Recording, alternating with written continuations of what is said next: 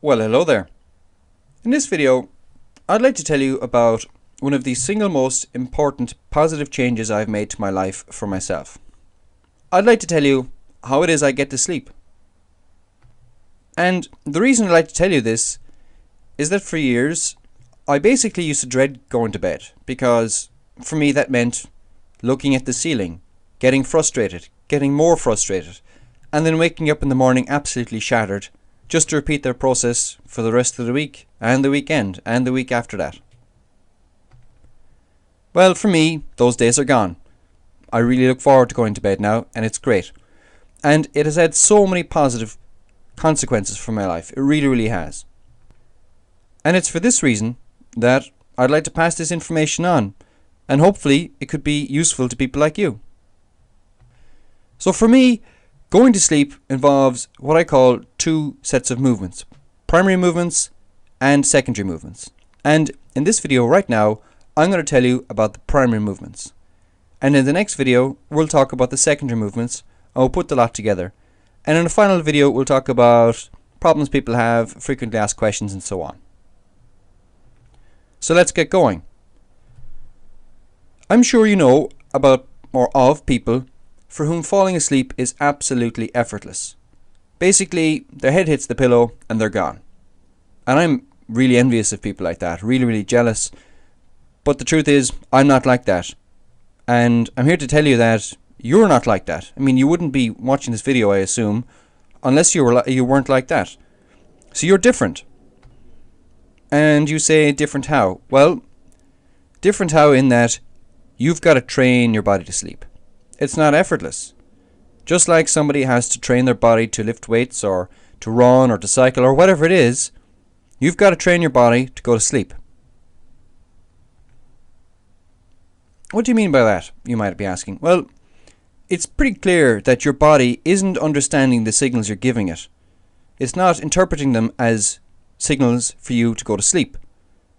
So what I mean by this is that when you're tired, your body doesn't interpret this as, let's go to sleep. So you've got to train it. You've got to teach it signals which it interprets as, let's go to sleep. And this involves, for you, a change in mindset. It took me years, even when I first heard this, to actually fully embrace it and understand it.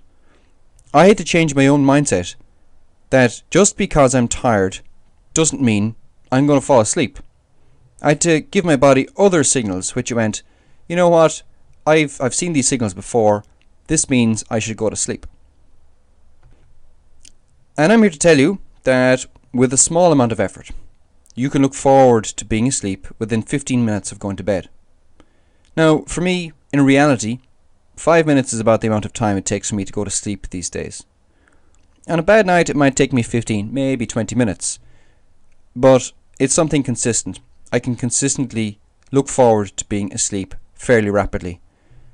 And it took a bit of effort. I mean, it wasn't always 5 minutes. I had to get better at it and teach my body. But these days, genuinely, I'm looking at about a 5-minute period in order to get to sleep.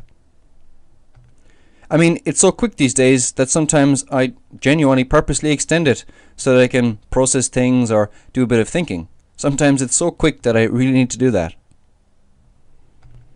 And for me, that's a great position to be in.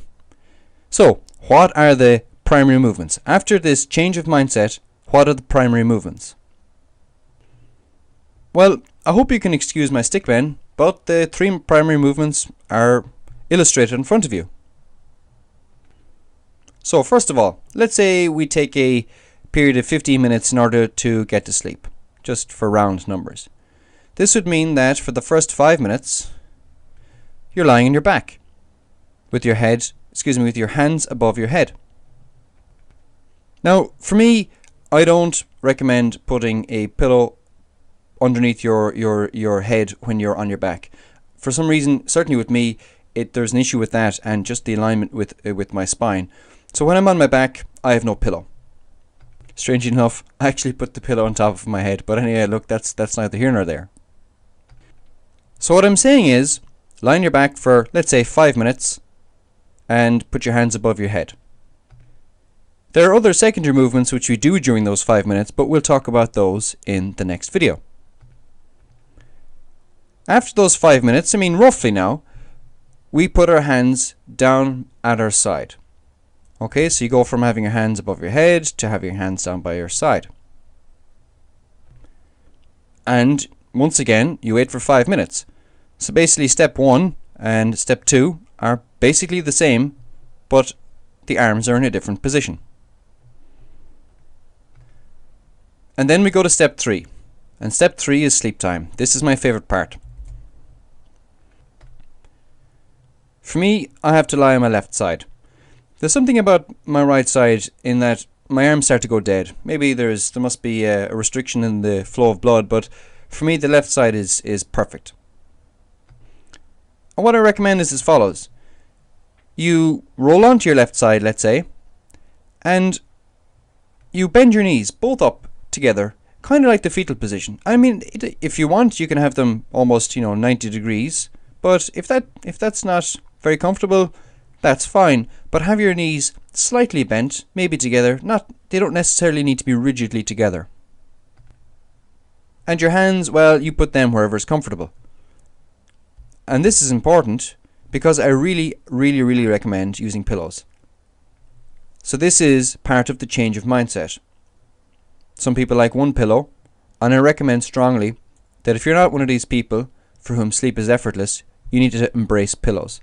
I put one between my legs, between my arms, and one behind my head. So during step 1 and step 2, I have no pillows. I'm not using the pillows. They're just, they're around my body.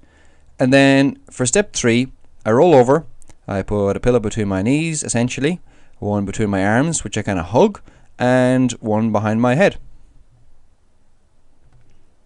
And that's it. I wait, let's say, 5 minutes, and I go to sleep. That's it. It just happens. Now, like I said, there are kind of primary movements, a lot of which are to do with what's happening in your own head, switching off. But they're the primary movements. The most important part, actually, with this one in particular, is that you don't move. That once you're in the third position, let's call it, you don't move.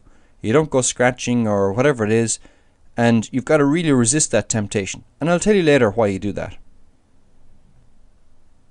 So yeah, that's it. They are the 3 primary movements. And for me, that's actually where I started. Before I even developed the secondary movements, that's where I started. And I'm going to stop there for the moment.